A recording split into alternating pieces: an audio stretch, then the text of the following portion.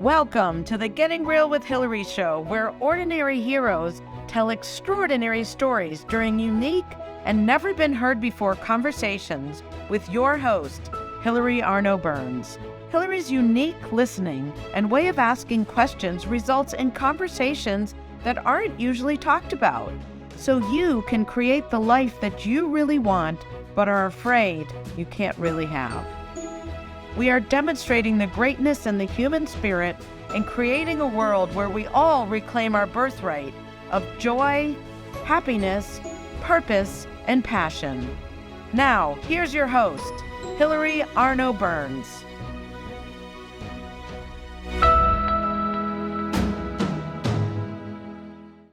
Welcome to the Getting Real with Hilary show, and I am so excited about my guest today. Okay, but first, I have to plug my third book. This is just a proof copy, but it's actually out there. It's called Your Bullshit is Your Blessing, How to Stop Fixing Yourself and Start Having Fun.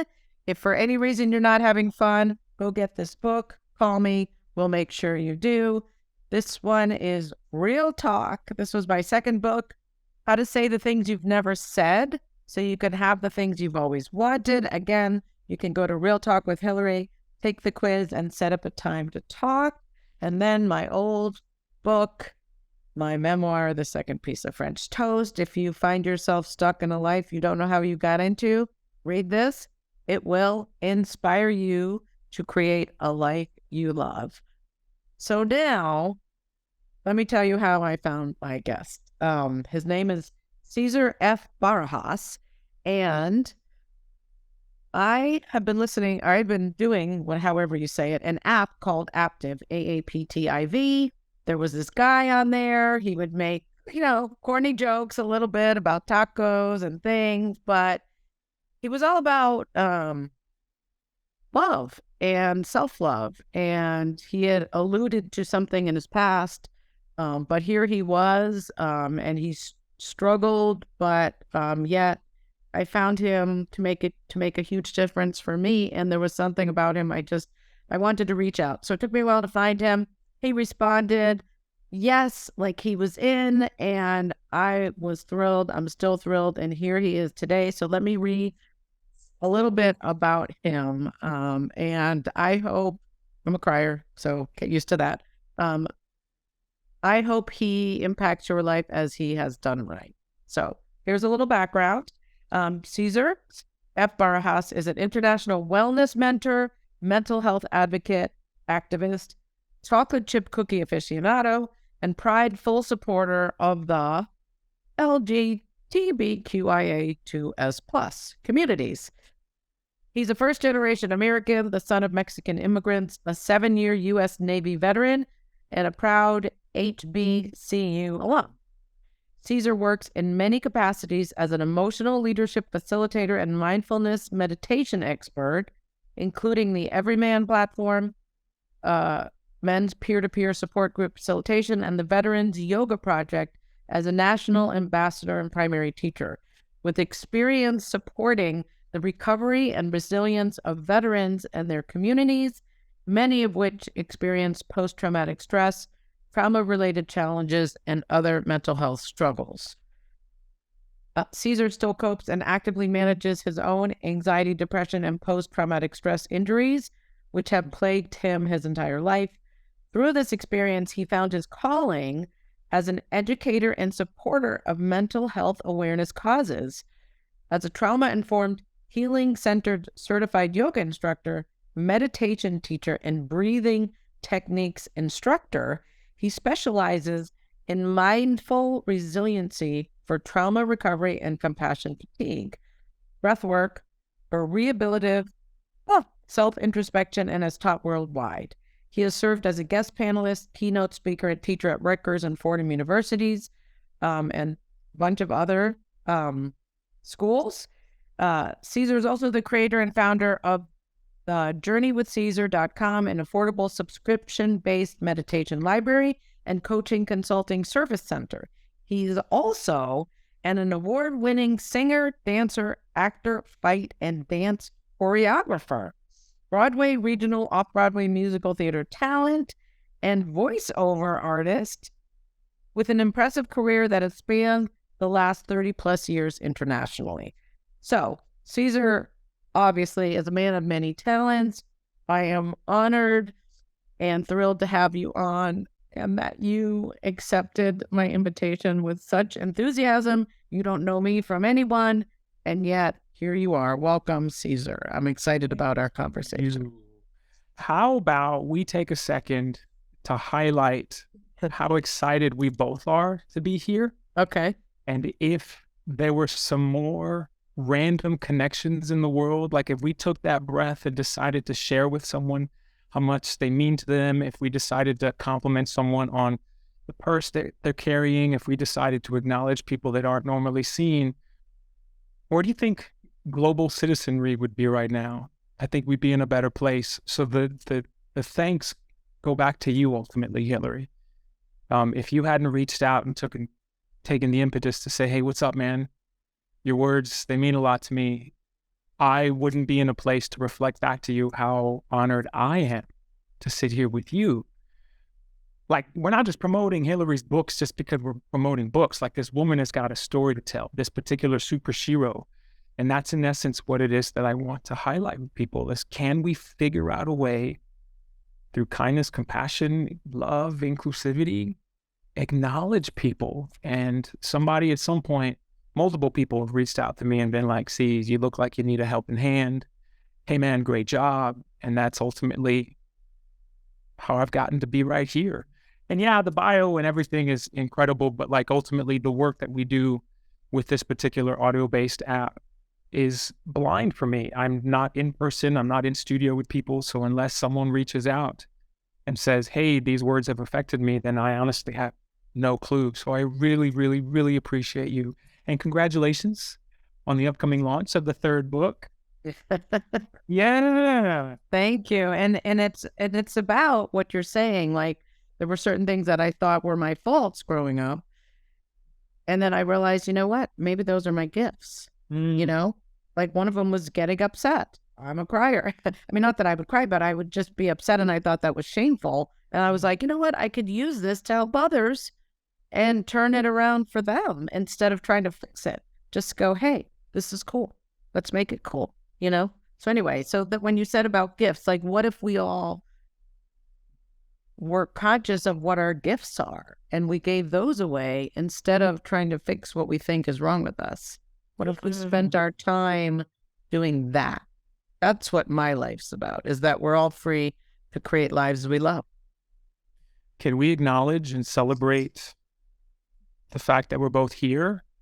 And I'd also be remiss if I didn't acknowledge that I'm tuning in right now from my home in Manhattan, and I want to acknowledge the lands that I'm currently on. I'd love to honor the past, present, and emerging leaders from the indigenous folks whose lands were unceded and taken away. And so that is part of the essence of what it is that I do now, is understanding my roots. So where does Hilary come from? And what kind of generational strengths do you carry? And there was something that you just said about being a crier. And now we're in a place where people have to like potentially apologize for that. And with you and I pre-show, we were both like, girl, you do you. Like, I want you to feel. And this is ultimately the work that I do with the Everyman organization, which is men's peer-to-peer support. It's not therapy, but it's therapeutic. And so as a regular attendee and a facilitator as well, only in the last 3 years have I learned, you know what? I don't need to apologize for what I feel, because as a human, I am so wonderfully and beautifully complex. But as a man growing up, for those who are male identifying, we find ourselves in a place where to cry, to be vulnerable, to show emotion is often sought as being weak. So then I'm not only trying to tap into my generational strengths, I'm also trying to undo generations of trauma that were unfairly and unjustly put on me. So the highlight for you, Hilary, is to not even tell people you're a crier. Just be the crier. Because guess what? Unless we start to acclimate ourselves to these kind of situations, people are just going to continue to apologize for showing emotion. Mm. And I can't have you do that on your show. Because guess what? Thank you. I'm a crier too. And I only recently learned how to be that vulnerable. And ultimately, it's gotten me to where I am now. I was having a conversation with my wonderful partner the other day, and I celebrated her because she was sharing something and tears arose, and she made no apologies.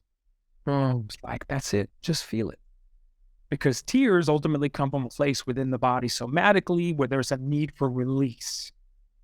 So our cognitive mind often wants to put a reason behind the tears. We want to put a cognitive reason behind why there's anger or why we feel frustrated or why I just have this ickiness that sits at heart center and throat center. But ultimately, your subconscious and unconscious know way more than you do because they're carrying and tapping into the direct DNA of maybe 3 generations ago. Some people went through some things and your body is just now reacting to it. But we want to wrap our brains around what it is that we do. We want to wrap our brains around the idea in a Western society, we live in a place of scarcity versus excess. We'll be rewarded if we do this, but we'll be punished if I show emotion. Yo, can we get the F away from all of that and come back to who we are as just humans? And that's, in essence, the basis behind a lot of my teachings. And I often, for those of you who are not aware, aaptiv is an audio-based fitness app. And I offer yoga, meditation, walking meditations. They actually made me the movement meditation, I guess, guru, because they were like, hey, do you think people are going to want to take a 20-minute walk and listen to a Dharma talk? And I said, yeah, because movement is meditation. And that's one of my favorite things to teach. I was literally at the University of Michigan at the Raw School at the end of last year, and here are all these MBAs and a Raw School. It's, the US, it's something very significant. And I asked how many of them have a regular meditation practice. And many of them said, I don't have time.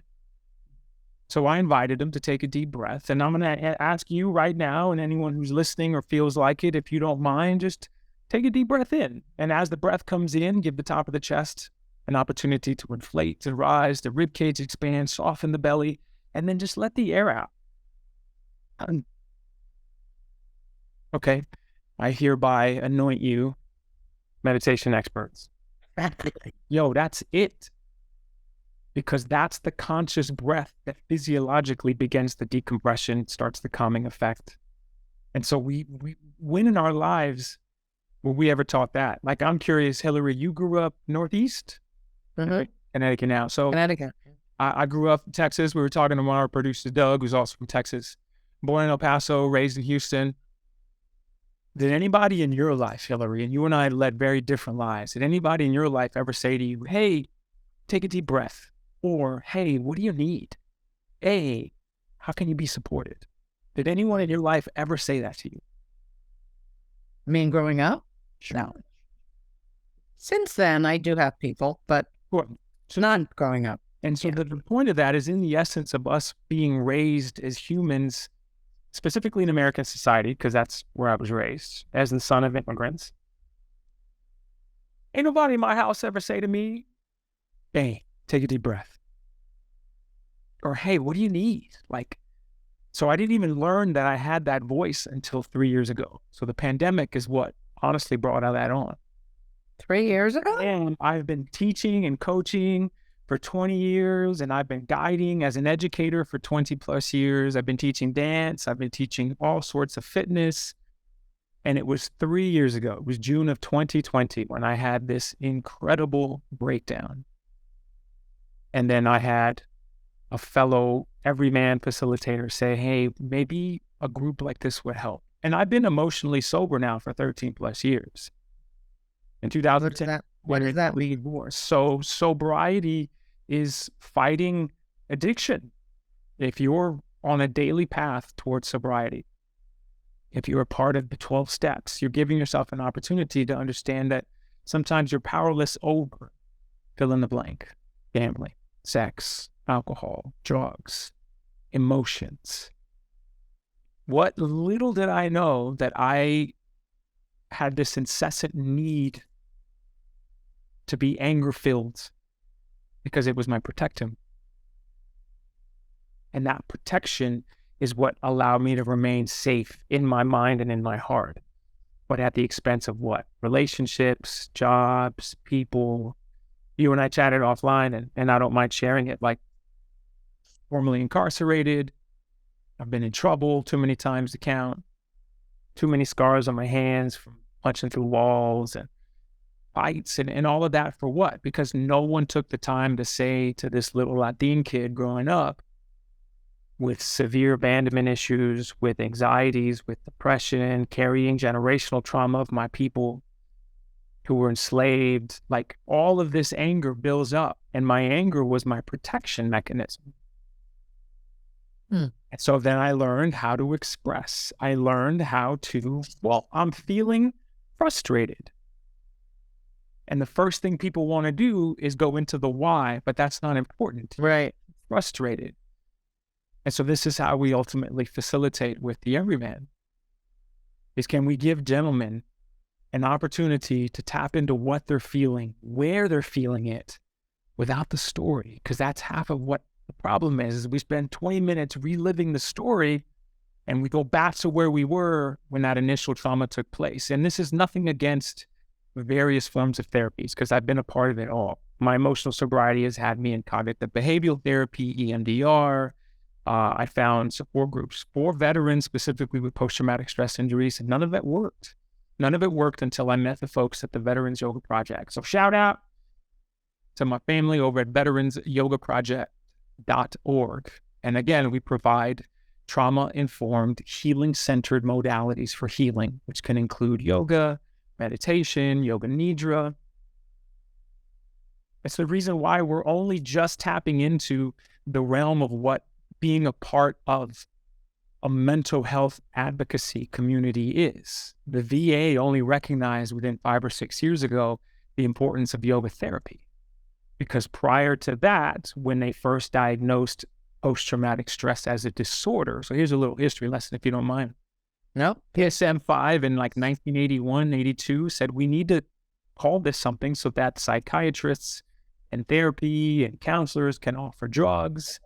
Because ultimately in the US, pharmacological companies aren't allowed to give you anything unless you have some sort of diagnosis from a doctor.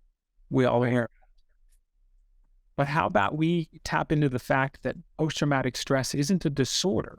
There's nothing wrong with people who have post-traumatic stress reactions. That's your body's innately DNA-given, genetically predisposed place to protect itself. Hi, as a kid growing up, 9 different schools before 8th grade, being shot at, running with the wrong crowd. You think that wasn't doing something to my psyche? So are you going to label me as a disordered kid? Are you going to label me as somebody that has a disease? When ultimately what my body and my subconscious and unconscious and conscious minds were trying to do was just protect myself. So rather than support me, you lock me up. Sure. And so post-traumatic stress now is why I refer to it as an injury, because you can heal from an injury.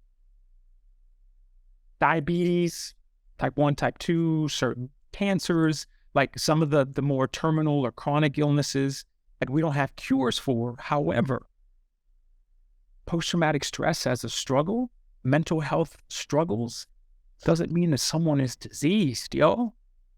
It means we got to figure out the right modality to bring you to a place of healing, which is why I think you and I connected as lovingly as we did, because I shouldn't be here. If you look back at the story and you look at it on paper, you mean the 3rd time you got shot, you escaped that? Yeah. You mean the last time you got locked up in the midst of the pandemic? We're just talking 3 years ago? So rather than figure out a way to try to fix me because I'm not broken, I realized I needed to figure out what my support system ultimately needed to be in order to then enhance my healing, not be a detriment. And this is the essence of what I speak to folks about. Wow. Whether it's been with IBM, Capital One, through the app, in conversations with you, in conversations with my friends that I'm helping to support, giving the space, my own partner, like, how can I ultimately be a support system? Because then you, Hilary, listeners, everyone tuning in, you're ultimately responsible. And we're not even, I don't even know if you want to get into the nitty gritty. Like, I'm going to get into briefly, my soapbox of, I'm doing all of this despite a country that doesn't care about me, despite the fact that I'm systemically and racially profiled, despite the fact that the support that we offer our veterans sometimes is marred by, well, unless you're diseased and you've got some sort of psychiatric counseling or subscription, we can't help you.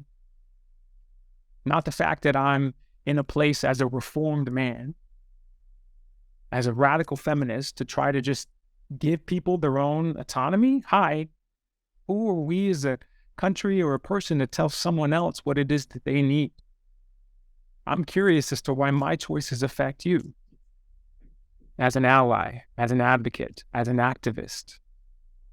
It's one of the reasons why I think the country is as divided as it is we can't sit down and have conversations without someone's feelings getting hurt. But ultimately, like, whatever it is that you choose to feel and think, that's on you.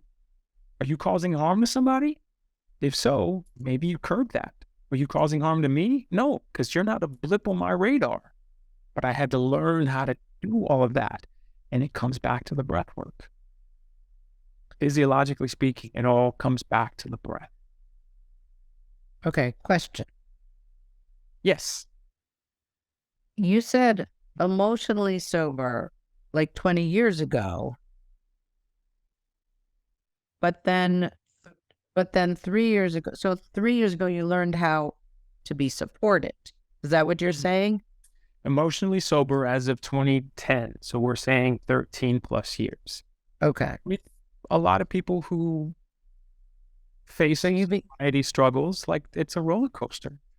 So that was when you became aware, because this podcast, I used to have awareness, acceptance, and action.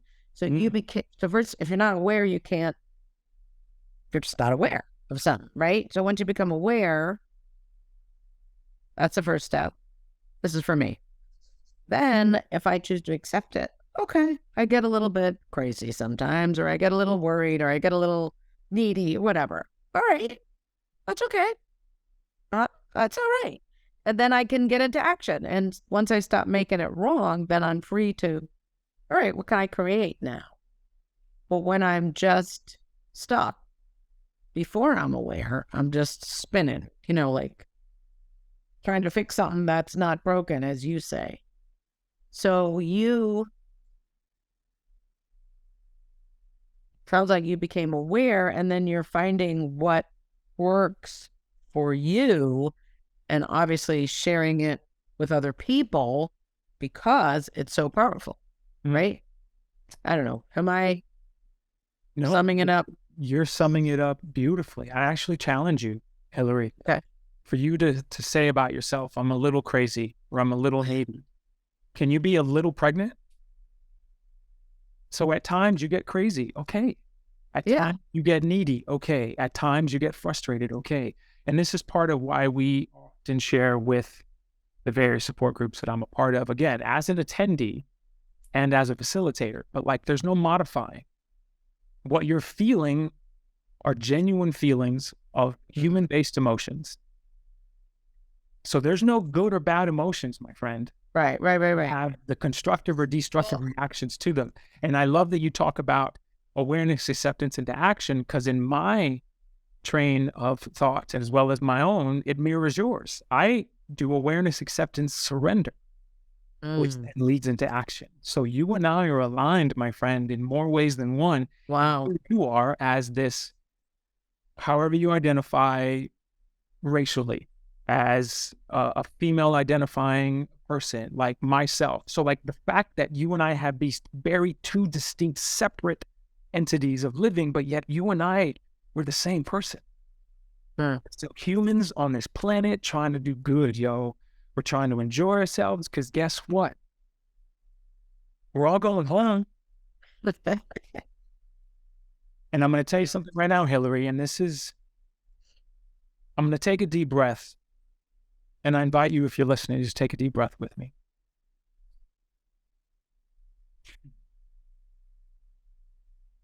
In the last 3 years, I've lost 33 souls. There isn't a day, there isn't a moment where I am not grieving. Mourning. This week alone, 3 people. And so I say that because whatever your relationship is, yourself, Hilary, or the listener, ain't nobody exempt. We're all going home. And so for me to have in the last 3 years, from COVID taking away my aunt, from a horrific accident taking one of my best friends, from brain cancer taking away a 40-year-old father, like ultimately, we don't know. So if I'm alive today, I'm going to choose to have a good day on purpose. And that doesn't mean that I'm not upset. It doesn't mean that I'm not pissed off. It doesn't mean that I'm not frustrated. Doug and I, producer, were talking about being from Texas, and I'm like, yo, it's real hard to claim Texas right now. Because Texas, not everybody, because Texas is beautiful. It's filled with so many beautiful people. So my odds are with the Texas government. But like the Florida government, how are you trying to dictate someone's sexual orientation, how they feel on the inside, which is why I'm a staunch supporter of the LGBTQIA2S plus communities. Trans lives, huge supporter to hi, yo, can we give women the autonomy necessary for them to decide what it is that they need? And this is all stemming from white patriarchal dominance from the onset of this country's founding.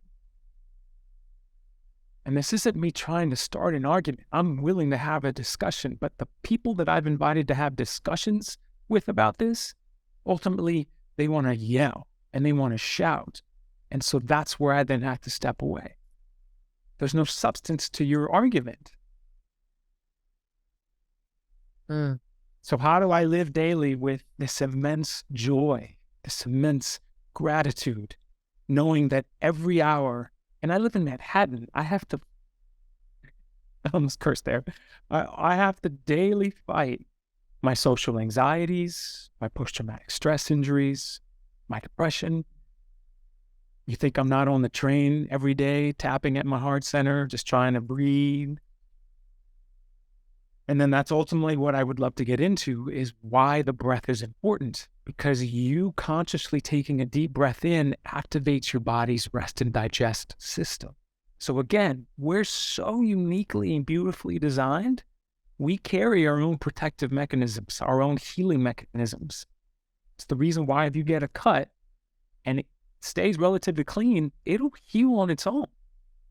These modalities exist within us, within all of these working systems within our unique galaxy-filled body. Because then, we're also made up of the same goddamn elements as the earth and the stars.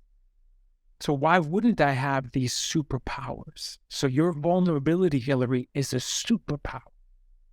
Your willingness, your openness, the platform that you're on, where you invite folks to just chat with you, that's so powerful. I celebrate you. But who taught us that coming back to the breath can do a world of good? Did nobody teach me till 2020? Well,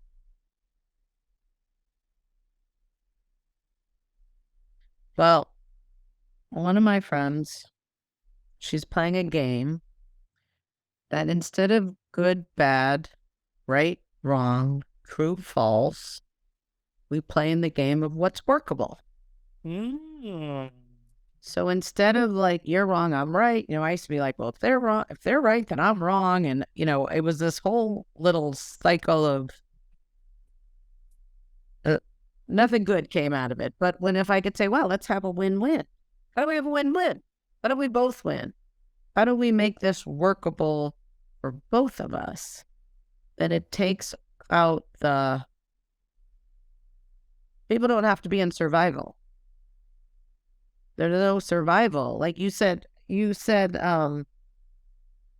scarcity versus, I say scarcity versus abundance. You said something else. Scarcity versus excess. Yeah. We're on those platforms. Reward versus scarcity versus excess. That's ultimately what decides our futures, where we can go, who gets the jobs. Like, well, it's funny because this last book, and we're almost ready for the commercial, but I talk about the two sides of life. One in which you're kind of stuck and there's nothing good, and it's like for me, it's just like powerless. Something's wrong with me, blah, blah, blah. And then I saw this other side where it was like fun and joy filled and abundant, and I could create anything. And I said, wow, what if I could spend more time over there? And I started developing technique for me to get back over there. And I said, you know what? This is what the book's about, is sharing these tools and techniques. And there's all sorts of them that you've already mentioned. It's, the same kind of things. You don't resist it. Like I used to be frustrated because I was frustrated, sad because I was sad. And now I just get to be sad and realize just what you're saying, that that's fine. I'm supposed to be. And it's freeing. And it goes away when you don't add the story, like you were saying. So, it's funny. We got the same, some of the same stuff, but, it's all about, that it's not, we don't have to be stuck over here trying to survive and be right. And, then if I'm, it's like a fight. You're always in a fight with somebody, protecting yourself. But if we're all connected with love, we're all one over here, nothing to even do. There's nothing to do. Thank you for sharing that. And we're the essence of who you are and what you share in the book. And I would love to come back when we get back from break and ask you about how you chose to go there. Because that's the essence. That's the number one question I get is, how do we shift? How do you alter the state that you're in? And it's actually really, really easy. So that'll be our teaser. Okay. So don't forget to come back. We're going to our commercial break with our sponsors. Woohoo! Thank you, sponsors.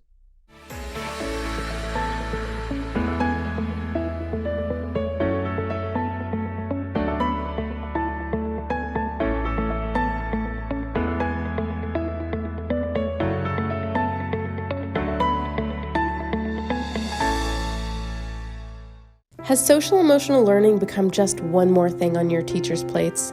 Do teachers and students both find it boring and ineffective? Then bring Kikori to your school. Kikori transforms classrooms through experiential SEL activities that help students play, reflect, connect, and grow. Even better, students say it's more fun than recess. Schedule a no-obligation conversation at kikoriapp.com/bringkikori. KIKORI.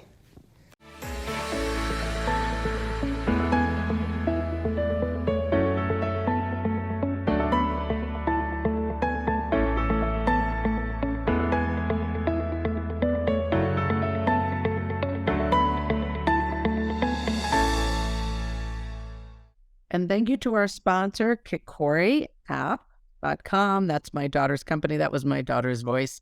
So I always love hearing her. Yes. And just to promote one of my second books, Real Talk Will Talk, you can go to realtalkwithhilary.com, take the Real Talk quiz. How real are you? Do you say what you want to say, or do you have rules for what you can or can't? We can work with that, and we can give you that life you love. So go to realtalkwithhilary.com and let's connect. And welcome back. Thank you. May I ask your daughter's name? Haley. AJLEY. Yeah. Haley, I just want to take a moment to celebrate that, because if you hadn't mentioned that was your daughter, I wouldn't have known. But I was watching the commercial and going, well, that's really cool. So congrats, Haley. And I would love to commend you, Hilary, and celebrate you. The opening, it's beautiful. The montage, I just think it's lovely. And there's something that you mentioned in the opening that talks about reclaiming a birthright. So I want to tap into some of that info as well. And that's how we can shift things. But congratulations, Haley. And the apple doesn't fall too far from the tree, yo.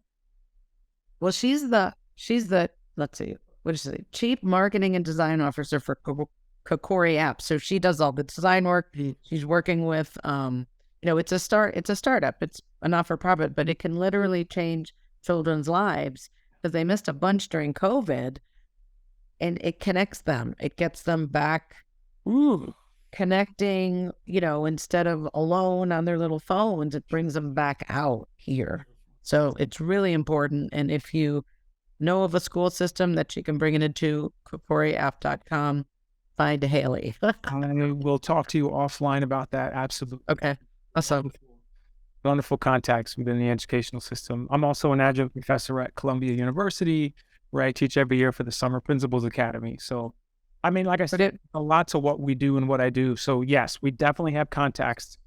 Okay, cool. And what do you teach there? What do you teach there? Teaching in mindfulness, and have been off and on since 2017. And you take, let's just talk about that real quick. You take someone who looks like me, like I'm tattooed, and you mentioned going to my site and seeing the muscles or shirtless. Well, let me just say, he has this gentle voice, and can I say you make corny jokes about? I love that. I claim my corny jokes. And so I'm not looking for, but I'm expecting, just someone, I don't know, mild and meek,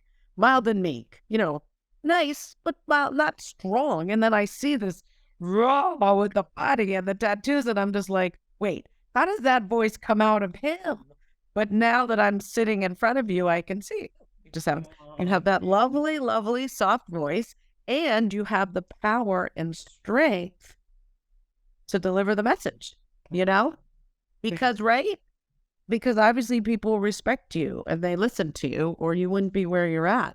And, like what I don't get, and this is just me because I'm always chronological. You went through all this stuff, but then just in the past 3 years, which is the part that you added in the past 3 years? Was it the breathing? Because you obviously had all this other stuff before. Sure. That's a fantastic question. This is also a lovely segue into not judging books by their cover.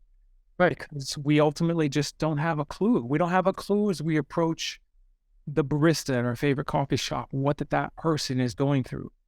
And so ultimately, can you be in a place, no matter what it is you're feeling, to then acknowledge that this person behind the counter is working, or that they're making your favorite drink, or that they're taking a time out of their day. And so I ultimately stopped asking people, hey, how are you? Because it's a throwaway question. Hi, how you doing? I'm good. How are you? No one answers it. So if I ask someone, how's your heart? How's your spirit? I'm innately asking them, like, legit, do you feel like checking in? I can't tell you how many times, Hilary, I've walked up to strangers at the grocery store or just random conversation with people on the train, and that question is asked, how's your heart? How's your spirit? And there's no response because they don't know. And so I say that to say, you and I maybe wouldn't have connected if you had only sought my site and saw what I look like. Who knows? Oh, that's what I'm saying is like, can we come back then? Yeah. As I full circle this, the last 3 years taught me ultimately, and most importantly, self-acknowledgement. So this is how I'm going to connect all these dots. So here we are in a place where... And I hope you're not offended by that. No, not at all. There was zero... I mean, all I heard was your voice. Exactly. And so here we are. I could have easily been yet another statistic, another statistical loss. The reason why I'm a staunch supporter of Black Lives Matter is there's no amount of prayers or thoughts anymore that's going to keep someone from becoming another hashtag. Can we just be in a place to acknowledge human existence? Those that have, the excess, those that don't, the scarcity, there's too much of a disparity. So, tax the rich. That's the last I'll say about that. With that being said, you speak of reclaiming your birthright. Well, guess what? Our birthright, from the moment we are entering this world, everything that resides within us is love and kindness and compassion. We're only innately born with 2 fears. The fear of loud noises and the fear of falling. Everything else is taught. So if I had learned not to fear my frustration, maybe my life, had I been taught not to be afraid of being vulnerable, had I been taught A, B, C, fill in the blanks, and listeners, do this with your own lives. Had we been taught? So here's the key.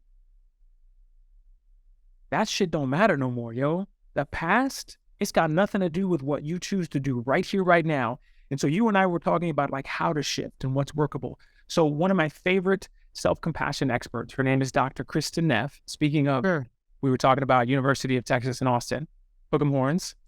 Even though I'm a proud graduate of the Prairie View A&M University, and HBCU, if you're not aware, stands for Historically Black College University. Even though I graduated from an A&M school, I still got to give props to University of Texas in Austin. But Dr. Kristen Neff is one of the world's most forlorn experts on self-compassion. And she speaks to that. Your birthright is love and compassion.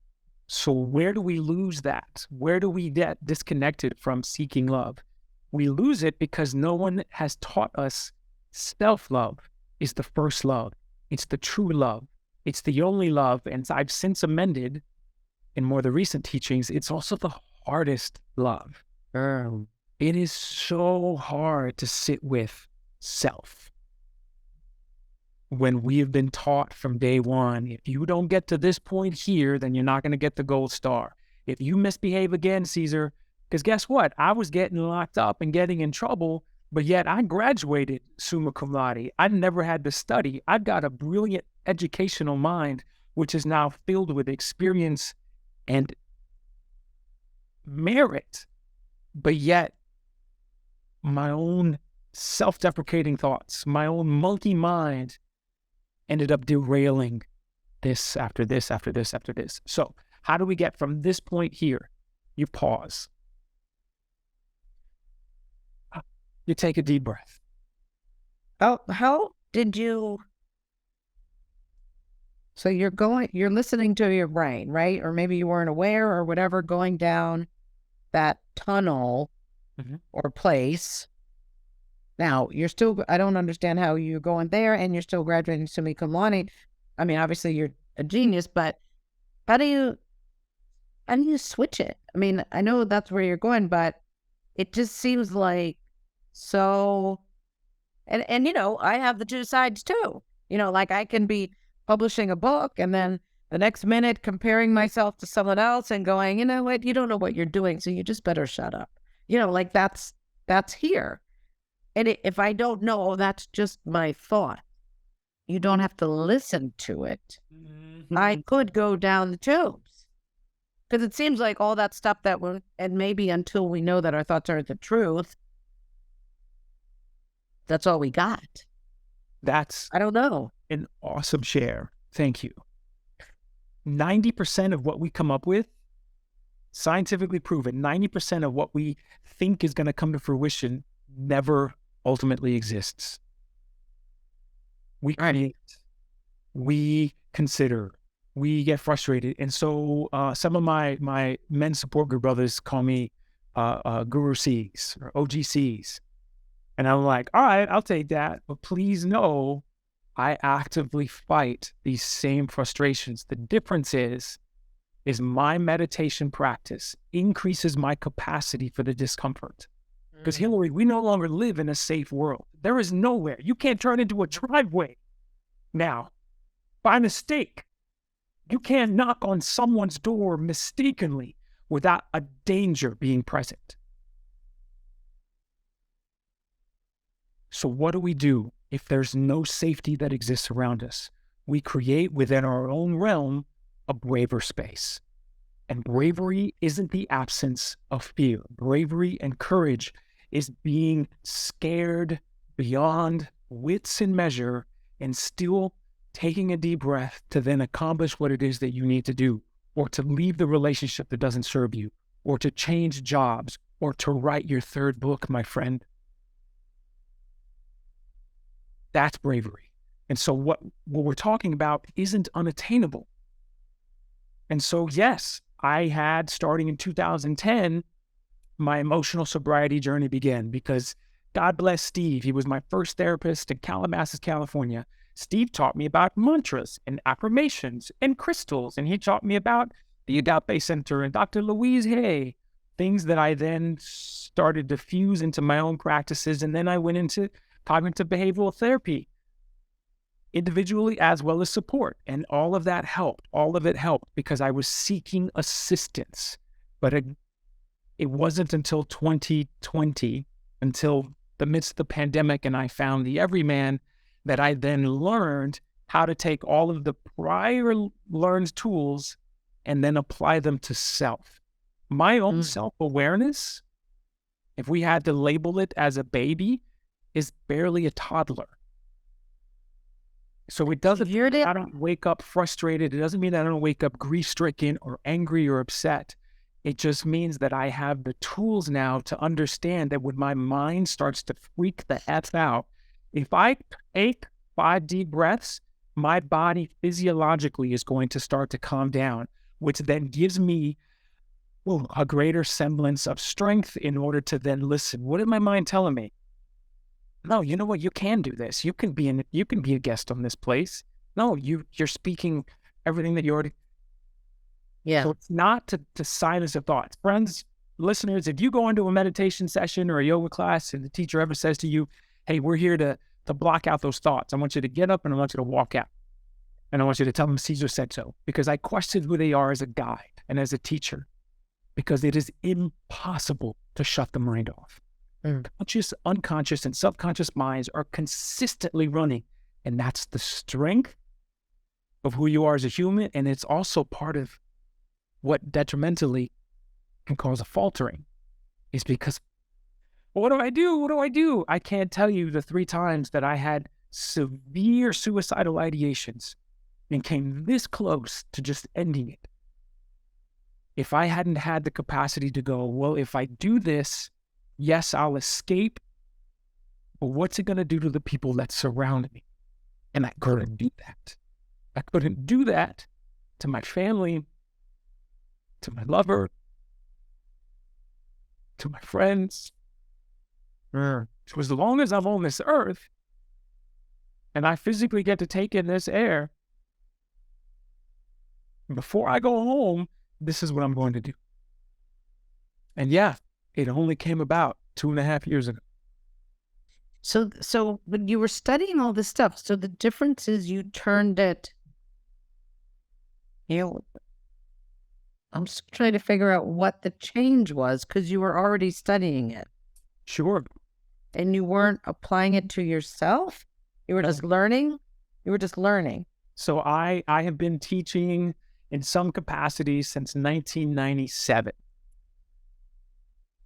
I've worked with J-Lo, Chris Brown. So like we're teaching dance. I'm a primary teacher for workshops in Germany, Austria, Italy. I come back, I'm teaching yoga, I'm teaching fitness, teaching. And the difference is that I wasn't, exactly what you said, applying it to self. Because in 2015, we're talking 8 years ago, I met the fine folks at the Veterans Yoga Project. And that's when I finally learned, oh, there's an aspect to the physiology behind breath work. So I taught it every week. I teach now. I'm about to put together some stuff for their upcoming Yoga Teach training. But it wasn't until the everyman. It wasn't until Mike Sagoon, Andrew Kippen, Owen Marcus, and a lot of the facilitators for that organization that said to me, okay, well, what are you feeling where? Oh, so now I have this self-introspection. Now I have this greater self-awareness. Now I have this compassion for self that didn't exist before because I had to practice it, which is why it's a practice. We don't go to yoga class for perfection. We go to yoga class to practice. So were you just like more doing before, teaching, doing, but not talking where? So we met on aaptiv, which is the audio, and I've been teaching for them since 2016. So I have been sharing knowledge. So the difference is now I share the knowledge and I'm like, oh, snap, I can apply that to me? I don't know. And it's only enhanced my teachings. It's only enhanced who I am as a healer and a guide. But that's what happens. And one of the things I touch up on is how do we shift this? Is we have to realize the only law in existence is the law of impermanence. The only constant is what? Change. Absolutely.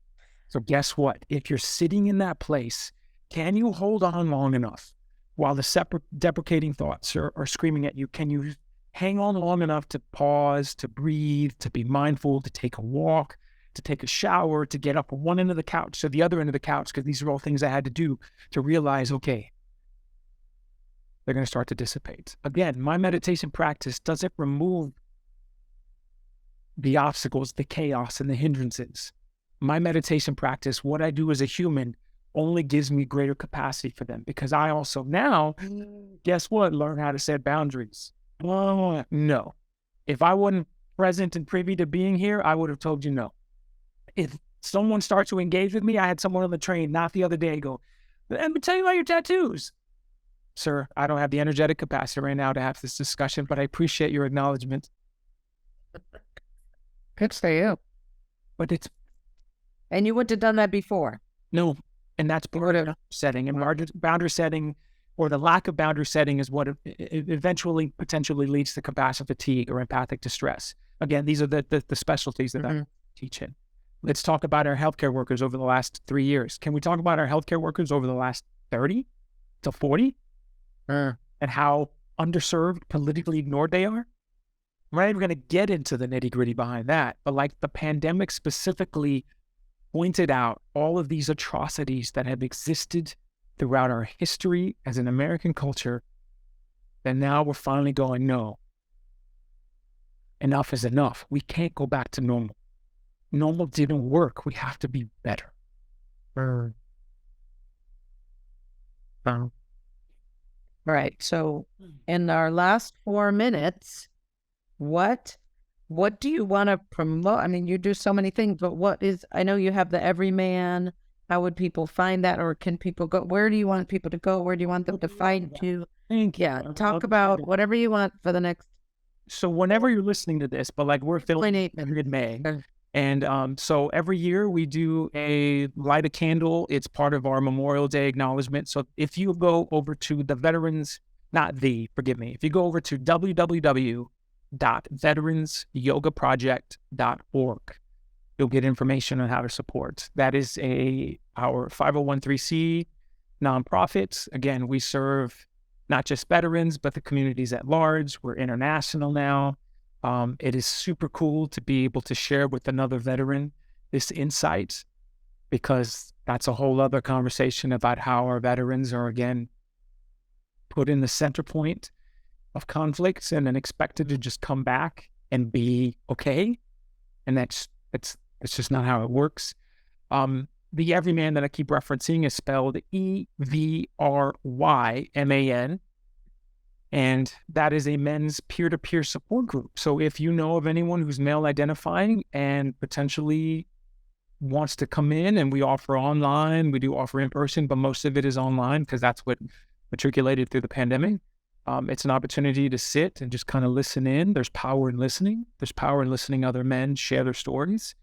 And with that being said, I offer, again, a very affordable subscription-based meditation library at thejourneywithceasar.com.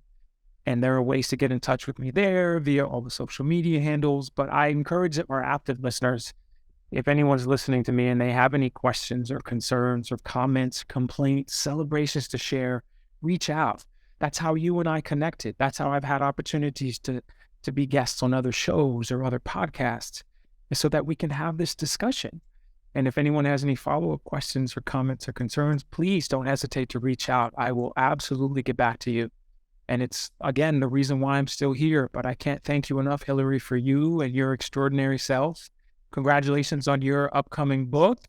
Congratulations on the platform that you're on. And I'm so proud to know you, my friend. Thank you. So the best way for them to find you is through thejourneywithceasar.com. Yes. Or no. Or on, I know you've talked about the gram, but you have to spell it right. That was my problem. So it's Ceasar, CEASAR, F as in Frank, B as in boy, ARAJAS as in Sally. Right? That's how they find you? Correct spelling. It is not Frank. Is it F as in Fernando? I am Ceasar F Barajas, pronouns he, him. And it is not B as in boy, it is B as in Bravo, ARAJAS. I only say that because there are certain parts of like our vernacular. Okay. I'm not a boy. What do you say for C? I say C as in Charlie. What do you say for the C? I use probably military alphabet. C is in Charlie. Oh, that's where you get him. Okay. All right. Anyway, you could find him, or Yes. you could go through my show and I will send it to him. Thank you so much. And once again, contact me. You can go to realtalkwithhilary.com or gettingrealwithhilary.com with one L, and drink water, fight racism, and empower women. Yeah. That's right. And you can go to Mahogany Mommies. It's on Instagram. This is where I got that shirt from. So shout out to a small Black-owned, female-owned business. And she makes a variety of shirts, and I love them all. Mahogany. So Mahogany Mommies. Wow. All right. With her. Awesome. Well, thank you. Thank you for being a yes. Thank you for who you are in the world.